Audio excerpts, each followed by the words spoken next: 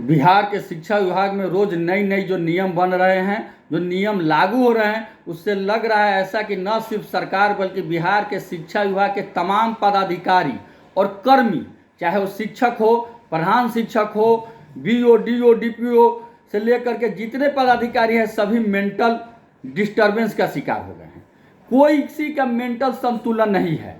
सब इतना न आनंद फानंद में रोज नई नियम, रोज नया कानून बन रहा है, निकल रहा है कि उसको पालन करने में सब मेंटल डिस्टर्ब हो गए हैं, सब परेशान हो गए हैं, जिसका खामियाजा उनको भुगतना पड़ रहा है। उनके पारिवारिक स्थिति कलह का शिकार हो गई है, उनका सामाजिक जीवन तबाह हो गया है। ऐसा लगातार देखने को लग रहा है। ये देखिए, छपरा जिला में, सारण जिला में, मरहौरा और इसुआपुर 2 प्रखंड शिक्षा पदाधिकारी अपना पत्र निकाले कि जो शिक्षक बच्चे को लाएंगे और जहां पर बच्चे उपस्थित नहीं होंगे, अगर कम उपस्थिति रहेंगी तो वहां के उनका पेमेंट काट करके ट्रेजरी में 15 दिन का पेमेंट काट के जमा कर दिया जाएगा। जबकि यह आदेश सरकार द्वारा टोला सेवक को दिया गया है, लेकिन उनके द्वारा शिक्षक को दिया गया है। उनके द्वारा यह आदेश शोकॉज किया जा रहा है कि आपने सक्षमता परीक्षा क्यों नहीं दिया, इसका जवाब दीजिए। जबकि ऐसा सरकार का कोई निर्देश नहीं है। और उन्होंने लिखा है कि सारण के डीओ के वीसी में, क्या पूरे बिहार में सारण के डीओ ही वीसी किए, क्या 2 ही प्रखंड के लिए किए? तो ये स्थिति बन गई है।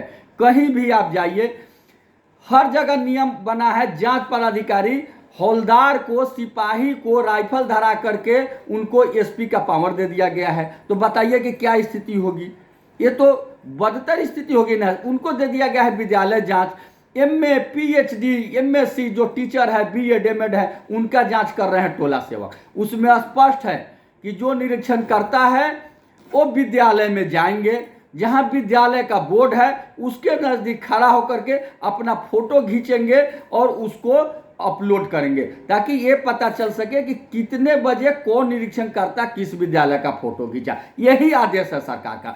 लेकिन निरीक्षण करता जा रहे हैं विद्यालय में, सभी शिक्षक को कह रहे हैं आ जाओ आ जाओ आ जाओ, ग्रुप में फोटो खिंचा के डालेगा। जबकि ऐसा कहीं नियम नहीं है। कहीं कहीं तो निरीक्षण करता कह रहे कि छात्रों के फोटो खींच के डालिए, अब पढ़ाइए, हम उसको देख करके डालेंगे। अरे भाई, एमएससी पीएचडी लोग पढ़ा रहे हैं, उसकी जांच एक टोला सेवक क्या करेंगे? उसकी जांच जो रिटायर्ड बीआरपी हैं, जिनको सरकार कह दी कि अब आप काम करने लायक नहीं है, अब आप घर पर जाके आराम कीजिए, वो जांच कर रहे हैं, वो क्या करेंगे? तो सभी, किसी भी पदाधिकारी से आप पूछिए कि सर इसमें क्या नियम है, सब लोग कह रहे हैं हम वही नियम है जो आप जान रहे हैं, वही नियम है जो चिट्ठी निकला है।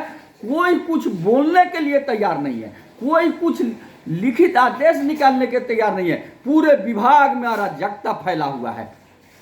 8 से 10 2 घंटा मिशन दक्ष के बच्चे को पढ़ाना है। किसी कारणवश अगर कोई शिक्षक बीमार पड़ जाते हैं या नहीं जा पाते हैं तो उनको सीएल स्वीकृत करा के सीएल चढ़ाना है। यह कौन सा नियम है भाई कि 2 घंटे के लिए सीएल स्वीकृत होगा? क्या हमारा 2 घंटे के लिए सीएल है? अगर हमारा स्कूल 9 से 5 चलता है और हम 1 घंटे 2 घंटे किसी कारण से मोटरसाइकिल एक्सीडेंट होने से, खराब होने से लेट पहुंचते हैं, तो लेट से हमारा हाजिरी बनता है उस दिन का, और 3 लेट बनने पर 1 सीएल चढ़ता है। लेकिन आज एक ही दिन 2 घंटा क्या, आधा घंटा लेट हो रहा है, तब तक सीएल का दरखास्त दीजिए और सीएल चढ़वाइए। ये कहाँ का नियम है कि 1 घंटा के लिए सीएल चढ़ेगा? लेकिन ऐसा हो रहा है और कोई बोलने वाला नहीं है, कोई रोकने वाला नहीं है, कोई टोकने वाला नहीं है। क्योंकि हम लोग बच्चा को एक पढ़ाते हैं, आसमान गिरा, आसमान गिरा। एक बार एक फल गिरा और वहां एक खरगोश सोया हुआ था, उठ के भागने लगा, भागने लगा। भेड़िया पूछा क्या हुआ, वह कहा आसमान गिरा। गिद्दड़ पूछा क्या हुआ, कहा आसमान गिरा। जंगली हाथी पूछा क्या हुआ, कहा आसमान गिरा। सब भागने लगे, पूरा जंगल भाग रहा था, दौड़ रहा था, दौड़ रहा था, दौड़ रहा था। किसी को यह सोचने की शक्ति नहीं थी, किसी ने यह सोचने का काम नहीं किया कि भाई आसमान कैसे गिरेगा, आसमान नहीं गिर सकता है। जब शेर दहाड़ के पूछा कि कहां गिरा, चल के बताओ, किसने तुमको कहा, तो सभी एक दूसरे को कहने लगा वो कहा, वो कहा, वो कहा। अंत में गया था आसमान वही था, क्योंकि वो भय का माहौल था। भय के माहौल में कोई सही बात न तो सोच सकता है, न समझ सकता है, न सही काम कर सकता है। आज पूरी शिक्षा विभाग भय के से आक्रांत है, भय के माहौल में जी रहा है, किसी तरह से टाइम काट रहा है।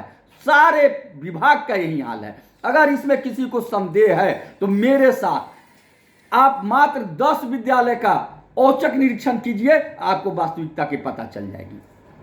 लेकिन यहां कोई वास्तविकता से मतलब नहीं है, सिर्फ खाना पूर्ति में लगा हुआ है। करोड़ों नहीं और वो खरबों रुपया जो सरकार का है उसको लुटाया जा रहा है विभाग में खर्च के नाम पर। कभी थाली, कभी बैंडेज, कभी ड्रेस, कभी कुछ हरियाणा की, दिल्ली की, कहीं कहीं की एजेंसी को उठा कर लाया जा रहा है और वह लूट रहा है। कमीशन का मामला जोर शोर से चल रहा है, लेकिन नहीं है। और यही कारण है कि क्या शिक्षक, क्या प्रधानाध्यापक, क्या पदाधिकारी जो खुद भय में जी रहा है, वो घर पर जा रहा है तो अपना सारा गुस्सा अपने पत्नी पर उतार रहा है, सारा गुस्सा अपने बाल बच्चा पर उतार रहा है। इसका कारण है कि उसका पारिवारिक जीवन भी न सिर्फ तबाह है बल्कि बर्बाद होने के कगार पर है। इसलिए हम सरकार से मांग करते हैं, बिहार के तमाम शिक्षाविद से मांग करते हैं, तमाम शिक्षक शिक्षिका बहनों को आह्वान करते हैं कि आप आगे आइए और आप अश्वमेध के घोड़ा को रोकिए। बताइए कि ये जो अश्वमेध का घोड़ा चल रहा है गलत चल रहा है, क्योंकि गलत को गलत नहीं कहना भी अपराध है। नहीं पाप का भागी केवल व्याग, जो तटस्थ है समय लिखेगा उसका भी अपराध। इसलिए अगर इस अराजकता की स्थिति में आप तटस्थ है, आप आगे आकर के इसका नहीं किए तो निश्चित रूप से आज जो हजारों घर बर्बाद होगा, जो हजारों परिवार बर्बाद होगा, उसके जिम्मेवार आप होंगे और कल इसका जवाब देना पड़ेगा। इसका खामियाजा सरकार को भुगतना पड़ेगा, इसमें शामिल तमाम पदाधिकारियों को भुगतना पड़ेगा।